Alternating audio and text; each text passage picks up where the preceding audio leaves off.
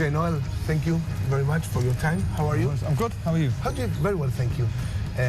How do you feel every time you come to Buenos Aires? Because you talk a lot and well about Argentina and Buenos Aires.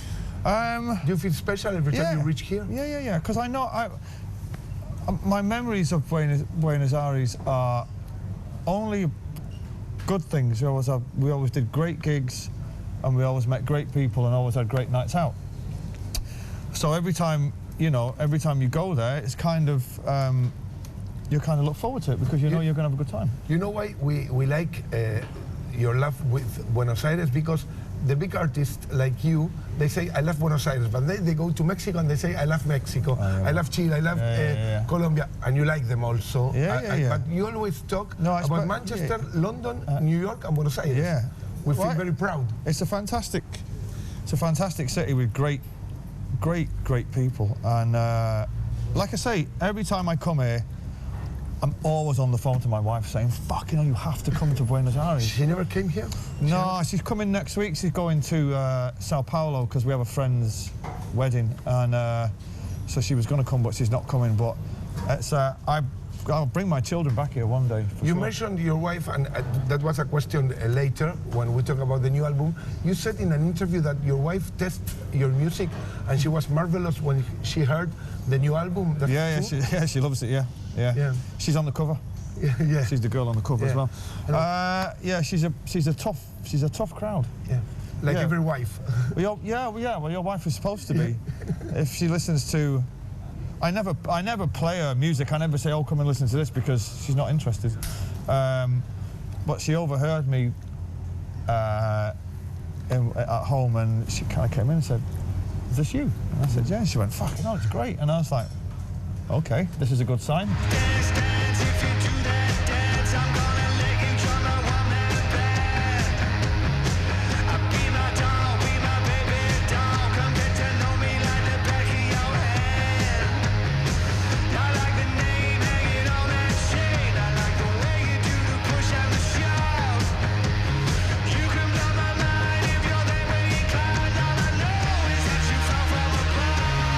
Does the songs of Who Built the Moon come from?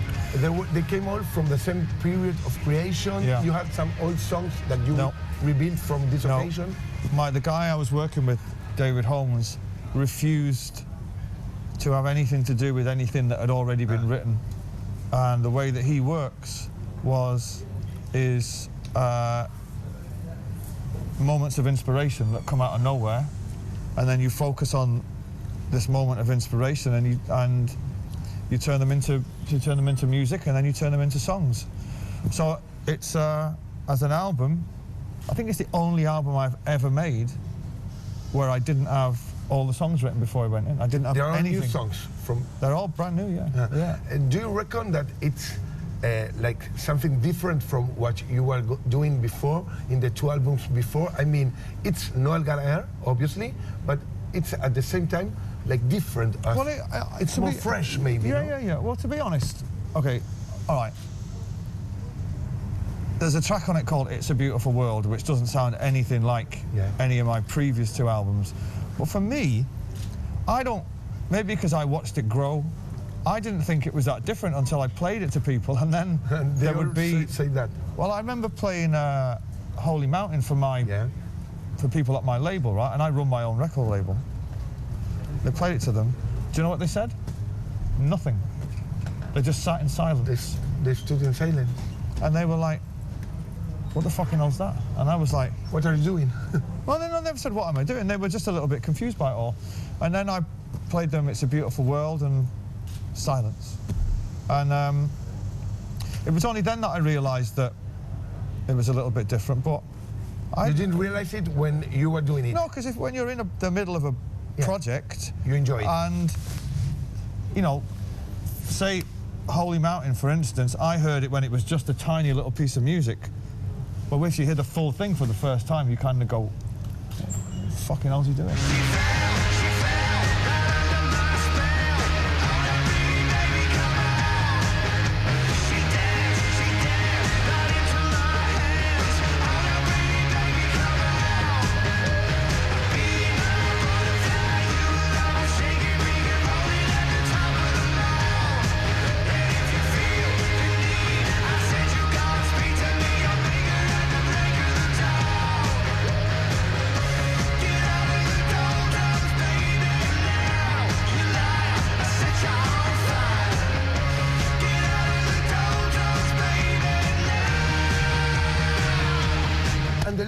are also like more optimistic than usual. Yeah. No? I love it. There's so much joy. That's right. Joy of love. In the record that it's almost revolutionary, because in this day and age, it's easy to write politically motivated, pessimistic songs about the fucking news and about Donald Trump and all the other shit that's going on in the world. To actually get some joy onto a, never mind a fucking full album, to get some joy into a chorus is difficult enough. To get it over a whole record, it's almost revolutionary. You did it on purpose, or it went like that? So the pieces of music, before I even knocked them into songs, would suggest, they all suggested hope for me, and that was the influence of David. Because every time I was going somewhere with a track and it started to sound like, he'd stop me and say, it sounds like Oasis now. And I'd be like, great, right? Fucking great. And he'd say, try something different. So there was a whole fucking process of that, like him stopping me and saying, I've heard you do that 1,000,000 times before. You're the king of doing that. Why do you want to carry on doing that? Do you know what I realized? When I listened to the album, I was lucky they showed me the album complete before the interview. I said, okay, after Oasis, many bands imitate Oasis. Yeah. They try to be that sound. And now you are telling them, okay, now you have to go this way, no? It's like a new Noel. Hey, look, everybody, you know, you do what? Creating music is difficult, which is why a lot of people have other people writing music for them, right? It's very, very common. There's not many people doing what I do, which is write their own music, produce their own music, own the fucking record label, put it out, do everything. And I'm not saying that this is just this is a creative peak for me, and it's a moment in time. It wasn't intentional, and I put myself in the hands of David Holmes, who said, "Are you willing to go there?" So let's go. So let's go. Yeah. And I said, "Well, let's go." Then he said, "How far are you willing to go?" And I was like, "Just fucking suggest something and let's see what's happening." How do you imagine that these songs of the new album will get in the set list of the two albums before, when you have to play them all together? Yeah. They sound They're great. okay? They sound good. They sound good. They sound, well, because there's not a lot of guitars on the record. They sound a bit more, they have bigger muscles. Yeah. But that's about it. That loving man ain't no rolling stone. And the sound of the drums, I'm gonna set you free. When I talk to him on the telephone, these are the words that he gave to me. He said, please stand down, or you fall into the dead of night.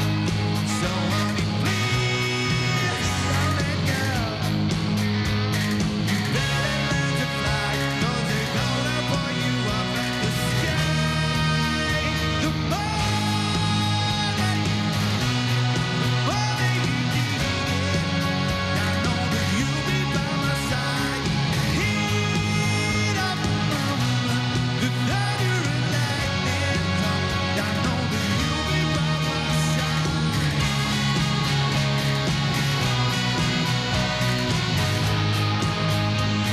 What do you plan touring with this new album? Because the album will be released in November. Yeah. And then maybe you planned a tour about this album, this new album. Yeah, So you are coming back next year to Argentina? That's my question. For sure. I'll be, we start in February, and yeah, it'll be a huge world tour. Yeah. Also, we'll be in South America. Maybe this time next year, I don't know. Do you get nervous before a release of a new album, like maybe other days? Or now you are happy because you did your music and you don't mind if the people like it? How do you feel before? Well,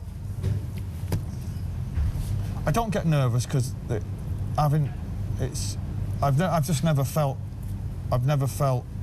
that kind of fear of going on stage or being in the studio or anything like that. I don't get nervous. Saying that, playing a new song tomorrow night to somebody else's audience is going to be interesting. But I don't get nerves. Nervous is not the word. No. Anxious, maybe? No. If I'm doing my own shows, the people are there to see me, okay, or they wouldn't fucking be there. That's right. And there's only one person in the room who's the best in the world at being me, and that's me. So if you come to see me, then this is it. Backbeat the workers on the street, let the violin holler out. I'm sure you heard it all before. Did you ever really have a doubt? I don't believe that anybody feels the way I do about you now. For the roads we have to walk a while. For the lights that light our way, I'm blind. There are many things that I would like to say to you, but I don't know how.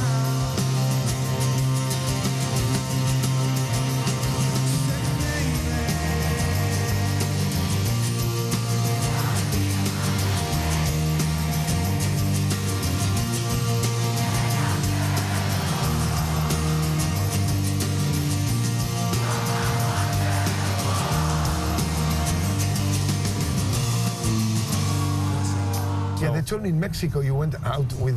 I take Bono out here in the night in Buenos Aires. You're invited this night and tomorrow night and every night. But they told me you went in a very happy night with Bono in Mexico, I think. Or I read some tequilas. Oh, fucking hell. Yeah. 2 in the afternoon in the fucking day.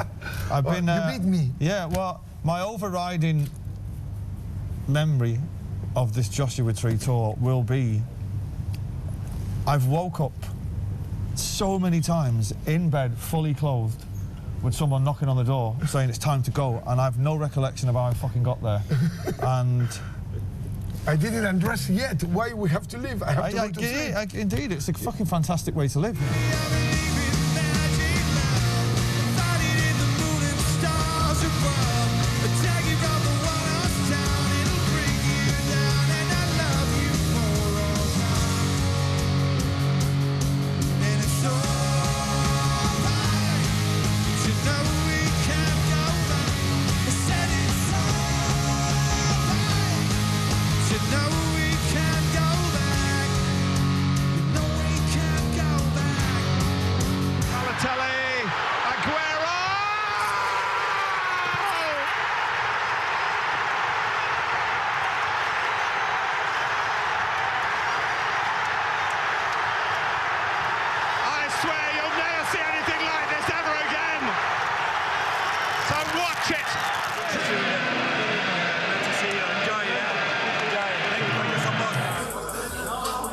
I admire you a lot, but we have a problem.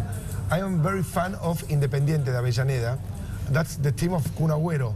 And you took Kun Agüero for us. I know, yeah. He's now #1 in Manchester City. He's a fucking legend. Yeah, but he's from our team. I know, he but was born in Independiente. Yeah, but he'll come back one day. Yeah, but at what age? Well, Send him 50.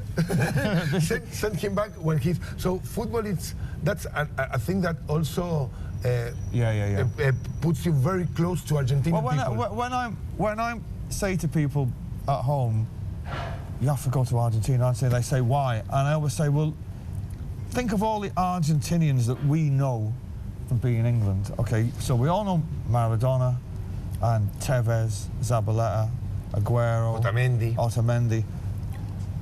What is the overriding thing with these guys? They're fucking guys, man. Do you know what I mean? They are fucking ace, and they're passionate and honest and working class and geniuses. So, and I'm saying the entire fucking country is like that.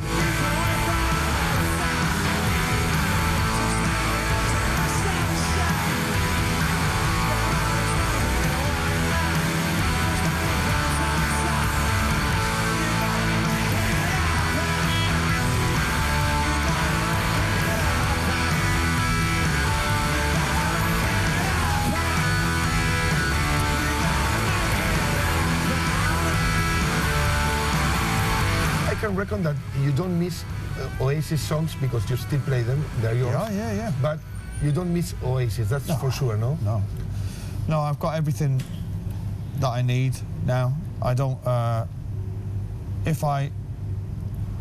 people are always asking about a reunion, but there would be nothing to learn from that for me. I'm 50 now, and I'm going to be 60 in 10 years, and in the next 10 years, I'm only going to do things for the experience of doing them, because why would you want to keep repeating what you're doing? It would drive me mad, do you know what I mean? And You're watching the future. Yeah, because, you know, I'm an old guy, you know what I mean? And I'm kind of getting older, and I want to experience new things, you know? So Oasis doesn't... There's not enough money to bring back Oasis in the world. Nope. Someday you will find me caught beneath the last light in the shower supernova sky. Someday you will find me caught beneath the last light in a shower supernova, a shower supernova sky. I'm ashamed to ask you this question, but I'm obliged because it's like the typical question. It's about your it's about your brother. Of course. So say anything you want to say about Liam. Did you listen to his record? I don't know, because everyone, it's like obliged to ask you about the situation. Do you have a specific question? Did you listen to his record? No. I've heard Wall of Glass. And do you miss him as a brother? No. No? No. Absolutely. No.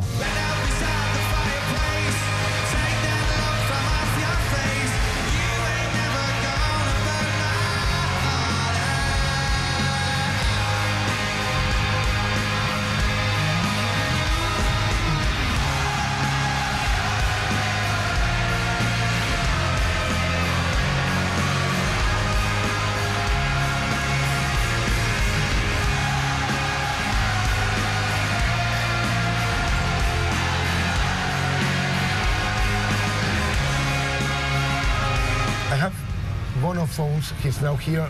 Some squad. Can we send a photo to him? Yeah, of course. To Bono? Yeah. Let's send a photo. Look, well, wait. I have to look for Bono telephone. He's not reading the message. He's with the president now, you know. No fucking shit. No shit. Wait, Bono. Here we are. Bono. That's it, Bono. We send a photo to Bono, so he knows we are taking care of you. That's a photo to Bono. Noel, we love you. Thank you very much, Thank man. you for being Argentine. Thank you so much.